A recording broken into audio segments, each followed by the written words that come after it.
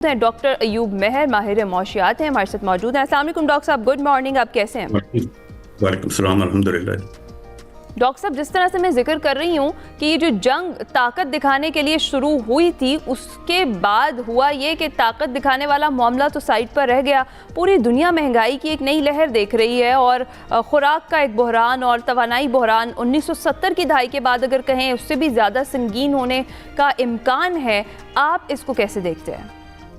मैं थोड़ा सा अगर बैकग्राउंड मैं आपको ले जाना चाहूँगा, क्योंकि आपने कहा कि ताकत दिखाने के लिए जरा इसका थोड़ा सा बैकग्राउंड जानना जरूरी है। ताकत से ज़्यादा ये थोड़ा सा इकोनॉमिक वार शुरू से नज़र आ रही थी। अब देखें, अमेरिका की इकोनॉमी की जो प्रेडिक्शन की जा रही थी एक इकोनॉमिक क्राइसिस की, कि उनके यहाँ जो एक्सटर्नल डेट है अमेरिकन कंपनीज का और गवर्नमेंट का, वो मोर देन 230% हो गया है। More than 230% of GDP. Pakistan का जब हम कहते हैं हम बहुत ज्यादा हमें कर्जा देना है, तो 70% है हमारा जीडीपी का। उस 70% के मुकाबले में आप देखें यूएस का 230% है, जो अनवायबल है, टोटली अनवायबल है। तमाम इकोनॉमिस्ट इस पे एग्री करते हैं। और आप देखें ट्रंप के बाद जो पोजीशन नजर आ रही थी, आप शुरू करें वेनेजुएला से, वेनेजुएला पे अटैक, और उसके बाद अमेरिकन ऑयल कंपनीज ने वहां का ऑपरेशन संभाला, वो ऑपरेशन में आ गई। उसके बाद यूक्रेन की उन्होंने कहा कि एग्रीकल्चर फॉर्म्स और इकोनॉमिक एसेट्स पे बात की गई। उसके बाद डेनमार्क से ग्रीनलैंड की बात की गई, वहाँ के एसेट्स की बात की गई। इवन गजा में रिकंस्ट्रक्शन की बात है। रिकंस्ट्रक्शन का मतलब है वहाँ पे टूरिस्ट एरियाज बनेंगे, प्लाजाज बनेंगे, होटल्स बनेंगे, ये भी इकोनॉमिक वेंचर्स है। तो ये पूरा बेसिकली यूएस इकोनॉमी को संभालने की एक गेम शुरू हो रही थी। अब जब हम आते हैं मिडल ईस्ट क्राइसिस पर, तो यहाँ भी उन्होंने, आप गौर करें, जो लफ्ज यूज हो रहा था वो था कि रिजीम चेंज की जाएगी। जी जी जी। रिजीम चेंज करने की बात हो रही थी। रिजीम चेंज करने का मतलब कि वो रिजीम अभी, और यस्टरडे आप देखें, कल तो बयान भी आया है ट्रंप का कि हम ईरान ने हमें बहुत फायदा दिया है ऑयल एंड गैस में। रिजीम चेंज करके वो ऑयल एंड गैस की ही इकोनॉमिक वॉर की तरफ ही जा रही थी कि इकोनॉमिक एसेट्स को एक्वायर करना है। तो वो थी इकोनॉमिक, और उसके इम्पैक्ट इकोनॉमिक ही आने थे। मैं इसके लिए बिल्कुल, मुझे ये लग रहा था कि ऐसे ही होगा कि वर्ल्ड वाइड इकोनॉमिक इम्पैक्ट आएंगे। वो किसी साइड पे भी जा सकते थे, यूएस इकोनॉमी को प्रोटेक्ट करने के लिए, या दूसरी इकोनॉमीज के की बेहतरी के लिए, या उनकी डिटोरिएशन के लिए। अब जब आबनाए हुर्मुज़ बंद की गई है, तो उसका एक इम्पैक्ट जो ऑब्वियसली नजर आ रहा है वो तो वर्ल्ड वाइड एनर्जी क्राइसिस तो है, ऑयल एंड गैस का। लेकिन उसके अलावा जो इम्पोर्टेंट चीज है कि ऑयल एंड गैस की 100 से ज्यादा बाई प्रोडक्ट्स हैं जो रोजमर्रा जिंदगी में यूज होती हैं, मेडिसिन में यूज होती हैं। फर्टिलाइजर है सबसे बड़ी इंपॉर्टेंट चीज है, फर्टिलाइजर उसकी बाई प्रोडक्ट है। उसके अलावा बहुत सारे केमिकल्स हैं, टेक्सटाइल के केमिकल्स हैं, फाइबर्स हैं, स्टेपल फाइबर्स हैं, पैराजाइलिन है, नायलून है।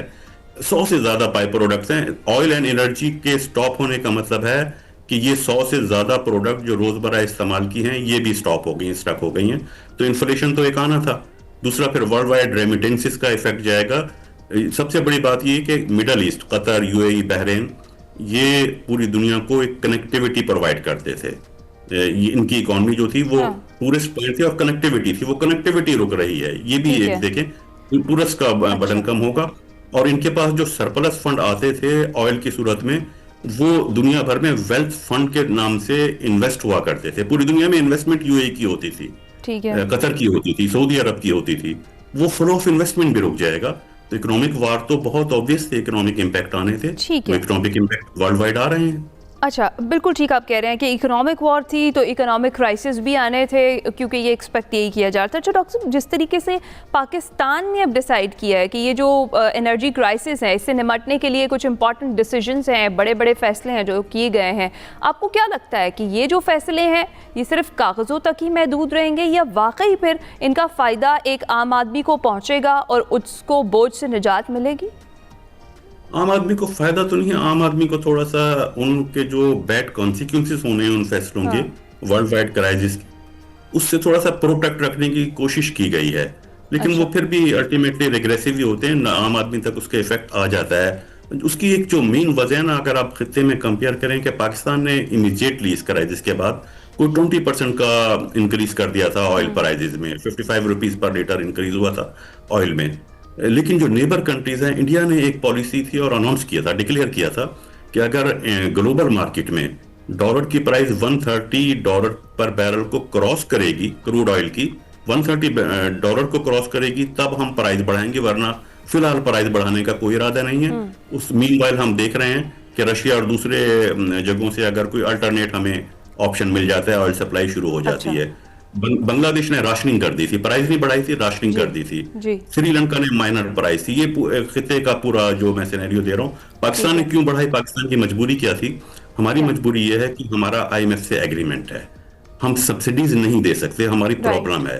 हम GST कम नहीं कर सकते, तो वो अल्टीमेटली बर्डन कुछ भी हो वो आम आदमी तक शिफ्ट होता है। इसलिए कि उन कंट्रीज ने IMF का उस तरह से लोन नहीं देना, वो उसके एग्रीमेंट में नहीं है।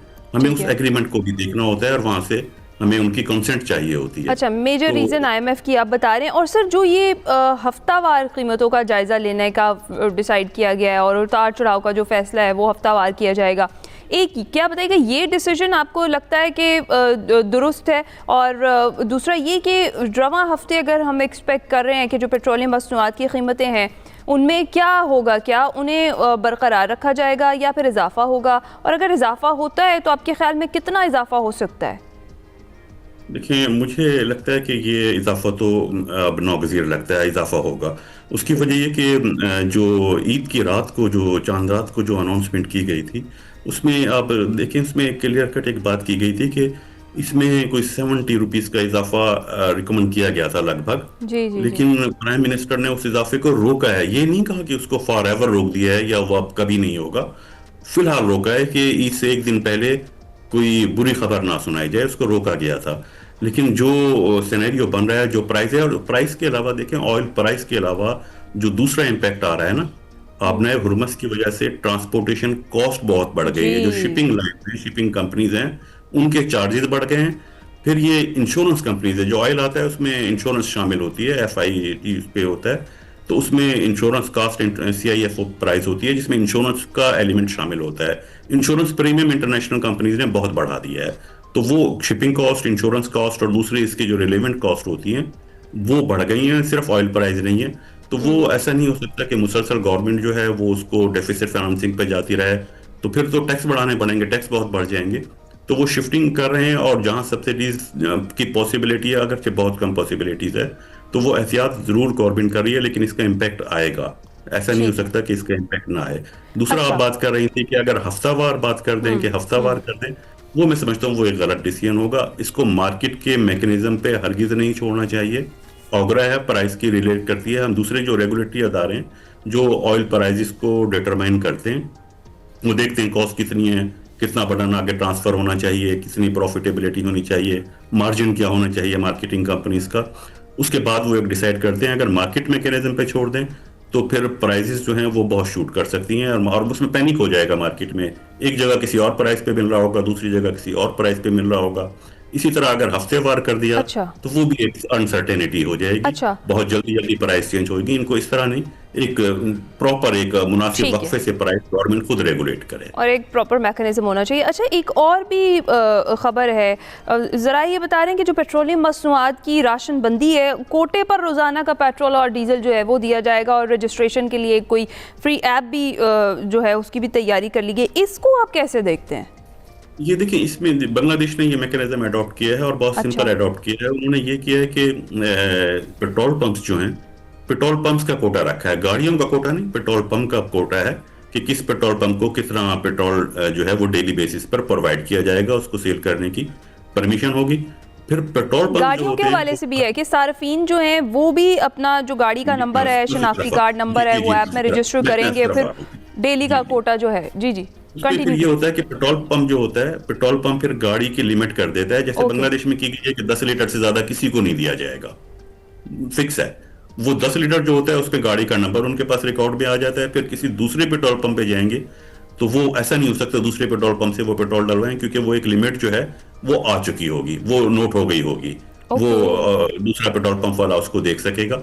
तो ये इस तरह से इसका ठीक है, ये एक ऑफसेट कारामद है। और इधर यहाँ पाकिस्तान के लिए क्या मैनेजेबल है?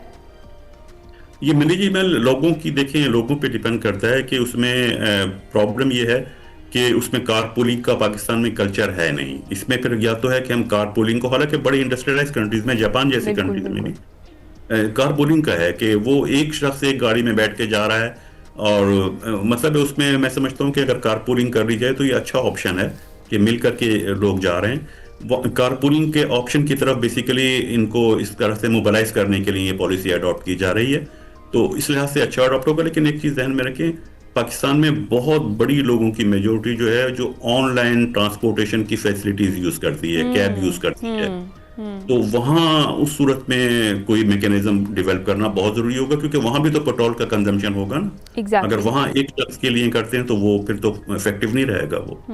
बिल्कुल ठीक है।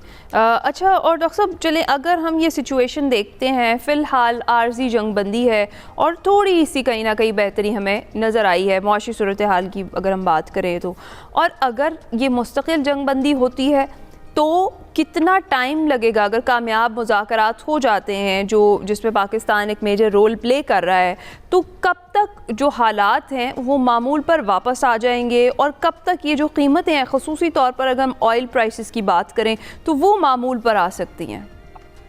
देखिए, प्राइसेस जो है ये इनर्शिया हम इसको इकोनॉमिक्स में कहते हैं कि अगर वो प्राइसेस जा करके इंक्रीज होने के बाद, जंप लेने के बाद डिक्लाइन करती भी हैं तो ऐसा नहीं होता, क्योंकि फिर उसके साथ प्राइस के साथ अटैचमेंट होती है, टैक्सेस की अटैचमेंट होती हैं, उसकी बाई प्रोडक्ट्स की होती है, इंश्योरेंस कॉस्ट की होती है, ट्रांसपोर्टेशन कॉस्ट की होती है। तो इन्फ्लेशन ऐसा नहीं होता कि बहुत तेजी से फिर वो प्राइस वापस बाउंस बैक करेगी और जहां से बढ़ी थी उसी पॉइंट पे पहुंच जाएगी। ऐसा बहुत रेयरली होता है। अच्छा। वो सूरत में होता है कि ऑयल की डिमांड इंटरनेशनल मार्केट में कम हो जाए, ऑयल का कोई सब्स्टिट्यूट आ जाए, जो शॉर्ट टर्म में पॉसिबल नहीं है, तो वो प्राइसेस कम जरूर होंगी। अगर आज भी ये हो जाए कि जंगबंदी हो जाए, हालात नॉर्मल हो जाए, तो प्राइसेस बाउंस बैक करके ओरिजिनल पर तो वापस नहीं आया करती। जो इन्फ्लेशन हो गया है, जो प्राइस बढ़ गई है, वो उसमें थोड़ा सा रेक्टिफिकेशन आएगी, करेक्शन आएगी, प्राइस कम होंगी, लेकिन उस ओरिजिनल लेवल पर एक ऐसा होता नहीं है, प्रैक्टिकली ऐसा नहीं होता कि उस लेवल पे जाएं। उसके बजाय हमें दूसरे इकोनॉमिक मेजर लेने हैं कि अब उसी हिसाब से लोगों की इनकम, जीडीपी की ग्रोथ, उन चीजों पे फिक्स करना होगा। तो सर जीडीपी पे इस इन्फ्लेशन से कितना असर होगा पाकिस्तान की, क्योंकि ऑलरेडी कुव्वत खरीद बड़ी कम थी? इन्फ्लेशन डेफिनेटली, क्योंकि ऑयल प्राइसेस और उसकी बाई प्रोडक्ट जिनका मैंने जिक्र किया है, 100 से ज़्यादा जो बाई प्रोडक्ट हैं उनकी प्राइस बढ़ेगी, और फिर ये प्राइस जब ट्रांसफ़र होती है तो दूसरी चीज़ों को हिट करती है, ख़ासतौर पे क्योंकि रेमिटेंसेस पे भी पाकिस्तान के फ़र्क पड़ेगा। तो ऑयल बिल का बढ़ना, इंपोर्ट बिल बढ़ जाएगा, रेमिटेंसेस कम हो जाएंगे, इसका मतलब है हमारा करंट अकाउंट डेफिसिट तेज़ी से बढ़ने के चांसेस हो सकते हैं। और अगर करंट अकाउंट डेफिसिट बढ़ता है तो जो रुपी की अगर डिवैल्यूएशन होती है, जो लाइकली है, तो उस डिवैल्यूएशन की वजह से इन्फ्लेशन मजीद बढ़ेगा, फर्दर बढ़ेगा। अच्छा। और जब इन्फ्लेशन बढ़ रहा हो, मजीद बढ़ रहा हो, तो फिर प्रिकॉशनरी मेजर के तौर पे स्टेट बैंक जो है वो इंटरेस्ट रेट भी बढ़ाता है मॉनेटरी पॉलिसी में।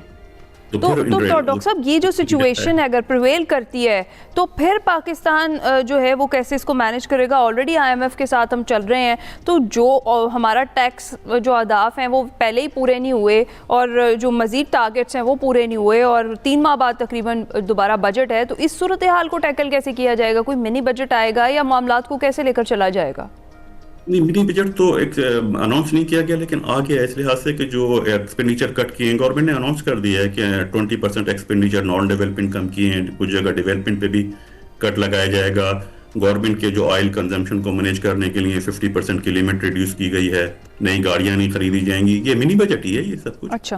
तो लेकिन अच्छी बात यह है कि आईएमएफ ने इस चीज़ को खुद ही रियलाइज़ किया है। अभी हमारे मुज़ाकरात नहीं हुए थे, आईएमएफ की तरफ से एक जो क्वार्टरली जायजा आता है, रिव्यू आता है, उस रिव्यू में क्या है कि पाकिस्तान ने जो टारगेट सेट किए थे, इस क्राइसिस की वजह से वो टारगेट मीट शायद ना हो सके।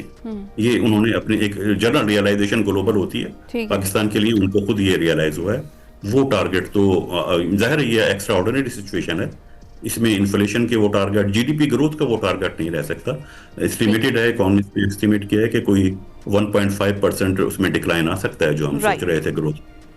बिल्कुल ठीक है, बहुत बहुत शुक्रिया। डॉक्टर अयूब मेहर हमारे साथ मौजूद थे और डॉक्टर साहब फरमा रहे थे कि इकोनॉमिक वॉर थी तो इकोनॉमिक इम्पैक्ट भी आना था, इकोनॉमिक क्राइसिस की सूरत में आना था, और उसका अभी पूरी दुनिया सामना कर रही है। लेकिन अगर ये जंग बंदी मुस्तकिल हो भी जाती है तो बहुत टाइम लगेगा।